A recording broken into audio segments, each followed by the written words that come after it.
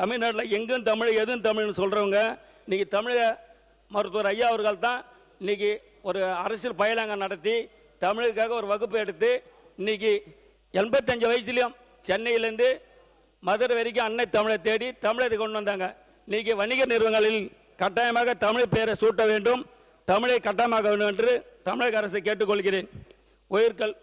உயர்கல்வி ஒரு காலத்தில் அரசு கலை மற்றும் அறிவியல் கல்லூரியில் சேருவதற்கு கடுமையாக போட்டி நிலவும். ஆனால் இப்போது அரசு கல்லூரியில் மாணவர் சேர்க்கை குறைந்து விட்டது. நடப்பாண்டில் கூட 25% நிரப்பப்படாமல் காலியாக கிடைக்கிறது. இதுக்கு காரணம் அரசு கல்லூரியில் ஆசிரியரை நியமிக்கப்படாததுதான் காரணம். கடந்த ஆட்சியில் 35 புதிய கல்லூரிகள் திறக்கப்பட்டன. கூட ஒரே ஒரு ஆசிரியர் கூட நியமிக்கப்படவில்லை. 10 ஆண்டுக்கு பிறகு 2708 உதவி பேரரசை தேர்ந்தெடுக்க கடந்த ஆண்டு அறிவிப்பை வெளியிடப்பட்டது. அவர்கள் 5 பேர் மட்டுமே கடந்த ஆட்சியில் நியமிக்கப்பட்டன.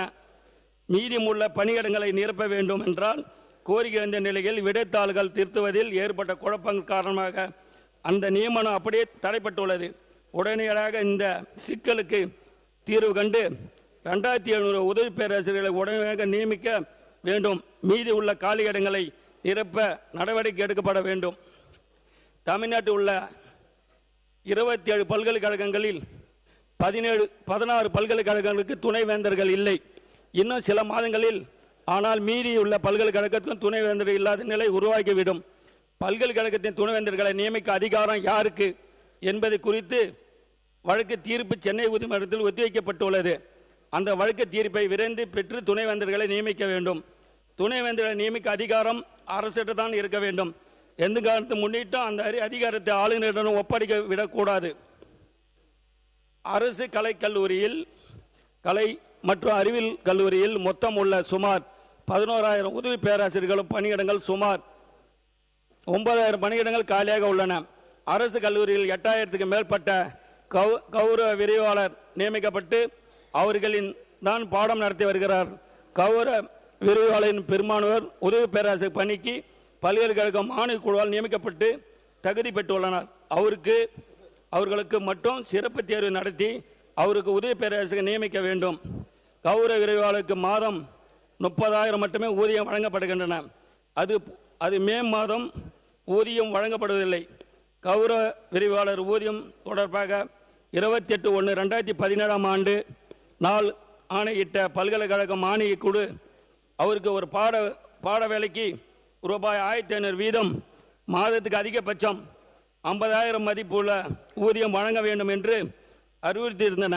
கௌரவ விரிவாளருக்கு தொடர்பான இன்னொரு வழக்கில் தீர்ப்பளித்த சுப்ரீம் கோர்ட் சம வேலைக்கு சம ஊதியம் என்ற தத்துவ அடிப்படையில் அரசு கல்லூரி விரிவேலை வழங்கப்பட வேண்டும். அடிப்படை ஊதியமான 57,700 வழங்கப்பட வேண்டும் என்று ஆணையிட்டு இந்த உத்தரவு இன்னும் செயல்படுத்தப்படவில்லை. கௌரவ விரிவாளருக்கும் பணி நிரப்பு வழங்கப்படும் என்று வரை அவருக்கு மாதம் 50,000 ஊதியத்தொகை வழங்கப்பட வேண்டும். சென்னை வெள்ளம் பாதிப்புகள். சென்னையில் சிறிது மழை பெய்தாலே பெரிய வெள்ளம் ஏற்படுகிறது. இதுக்கு காரணம் வடிகால் வசதி சரியாக அமைக்கப்படாதது தான் காரணம். சென்னையில் மழைநீர் வடிகால் வாரியம் அமைக்கும் பணி கடந்த 5 ஆண்டுகளாக நடைபெற்று வருகிறது. இப்போது அந்த பணிகள் தொடர்ந்து நடைபெற்று வருகின்றன. இதனால் சென்னையில் ஆங்காங்கே சாலைகள் பள்ளமாக தோண்டப்பட்டு பருவமழை தொடங்குவதற்கு முன் இந்த பணிகளை முடிக்க வேண்டும். சென்னையில் எத்தகைய வெள்ள தடுப்புகள் நடவடிக்கைகள் மேற்கொள்ள வேண்டும் என்பது குறித்து பரிந்துரைக்காக தேசிய பேரிடர் மேலாண்மை ஆணையத்தின் கூடுதல் செயலாளராகவும் பணியாற்றிய IAS அதிகாரி திரு புகழ தலைமையில் வல்லுநர் குழு தமிழக அரசு அமைத்து அந்த குழுவின் இடைக்கால அறிக்கையை 2027 ஆண்டு மே மாதம் இறுதியில் அறிக்கை 2023 ஆண்டு மார்ச் 14 தேதியும் தமிழக அரசிடம் தாக்கல் செய்தது. ஆனால் அறிக்கை தாக்கல் பண்ணி 4 ஆண்டுகளாக திருப்புழ அறிக்கை இன்றும் வெளியிடப்படவில்லை. முன்னாள் அமைச்சர் சொன்னாங்க அந்த அறிக்கை மீது நாங்கள் நிறைய பணிகள் செய்தன. சென்னையில் மட்டும் 1 கோடி மக்கள் இருக்கிறாங்க. வெள்ளம் வந்தனா அந்த மக்களை எப்படி காப்பாற்றுதுன்னா அந்த அறிக்கையில் இருக்கிற டீட்டெயில் தெரியணும் அவங்களுக்கு. ஏன்னா இங்கே போட்டில் விட்டு மக்கள்லாம் எவ்வளோ நாள் மக்கள் சென்னை மட்டும் கிட்டத்தட்ட 1 கோடி பேர் மக்களுக்கு அந்த அறிக்கை இருந்தால் தான் அவங்களுக்கு மக்களுக்கு தேவையில்லாமல் அறிக்கை நம்ம பண்ண முடியாது. அதே போல் எங்கள் விழுப்புரம் மாவட்டம் கல்வியில் 38ஆம் மாவட்டம், மது விற்பனையில் நம்பர் 1 மாவட்டம், குடிசையில் நம்பர் 1 மாவட்டம். தொடர்ந்து தென் மாவட்டமான விருதுநகர் நம்பர் 1 மாவட்டமாக இருக்கிறது. விழுப்புரம் மாவட்டம் மட்டும் இல்லை, திருவண்ணாமலை, கடலூர் போன்ற மாவட்டங்களில் முதல் இடமாக கொண்டு வர பள்ளிக்கல்வித்துறை அமைச்சர் அனைத்து வகையிலும் முயற்சி செய்ய வேண்டும் என்று அன்போடு கேட்டுக்கொள்கிறேன். சென்னையில் மாநகர் குடிநீர் வழங்குவதற்காக கடல்நீர் குடிநீர் ஆலை அமைக்கப்பட்டு வருகிறது. ஈசிஆர் சாலையில் நெமிலியில் ஆளவந்தார் கொடையாக வழங்கிய இடத்தில் தான் அமைக்கப்பட்டுள்ளது. கண்டிப்பாக அந்த அரசு அந்த ஆலைக்கு ஆளவந்தார் நாயக்கர் பெயரை சூட்ட வேண்டும்.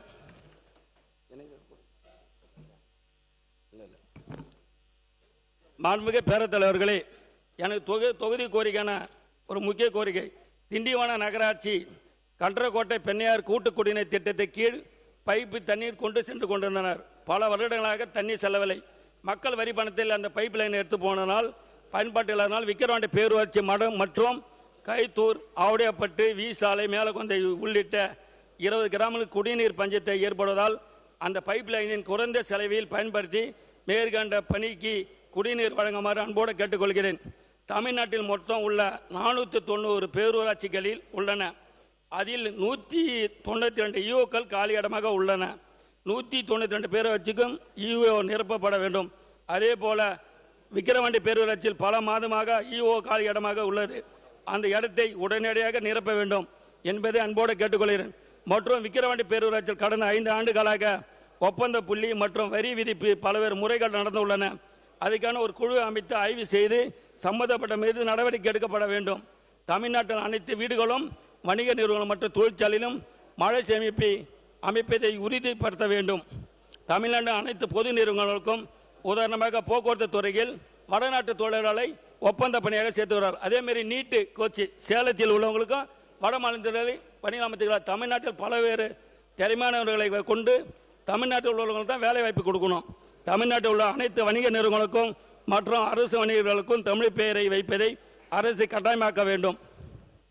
1330 திருக்குறளை பட்டி தொட்டி ஒரு நிமிஷம் முடிஞ்சிச்சு. நன்றி சொல்லுங்க. நன்றி சொல்லிடுறேன்.